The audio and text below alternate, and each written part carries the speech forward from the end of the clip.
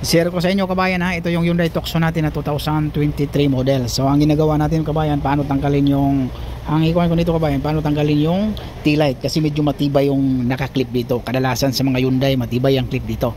So ang ginagawa ko, tinanggal ko muna to dito, yung molding niya sa panel. Tapos alam ko kasi pag Hyundai mayroong clip yan dito. So mauna talaga tanggalin yung T-light bago yung bumper. Kunwari mag-repair ka ng bumper, so kailangan tanggalin natin yung T-light. Hindi katulad sa ibang Toyota Corolla na tatanggalin mo yung bumper, walang problema, maiwan yung T-light. Pero itong Hyundai, kailangan tanggalin natin yung bumper bago yung T-light. Ayan kabayan, bali ito, tinanggal ko muna to, tapos nilabas natin konti, tapos para medyo malugluwag. So ang ginawa ko, kinalangan ko dito, may video yan, pakita ko sa inyo paano ko ginawa. Kinalangan ko dito, pero okay yan, hindi nasisira yan, kasi isang beses nakasira ako ng T-light ng Volkswagen yon na Tiguan. Yung hindi, kailangan titingnan mo kung anong maganda para iwas sira, iwas din ako. Tingnan mo yung pintura, kasi hindi ito pinturahan, hindi pinturahan yan. Okay kabayan, ganun ang teknik kabayan para safety. Sa pagtanggal lang ng bumper yan, saglit lang tanggalin yung bumper na yan walang problema. Ayan, tatanggalin natin yung molding yan, sikwatin lang yan siya. Ayan kabayan, ayan.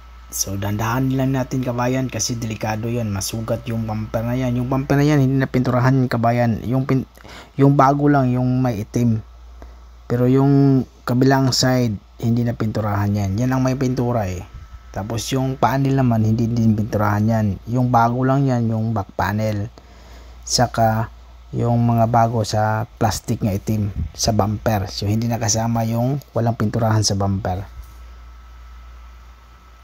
Yan, dandahanin mo din, baka masugat yung pintura dun sa may panel. Kaya yung pagsikwat mo dyan, kailangan nakakuhan ka, doble ingat. Pag pinturahan walang problema yan, kasi pag masagi walang problema, kasi pinturahan naman.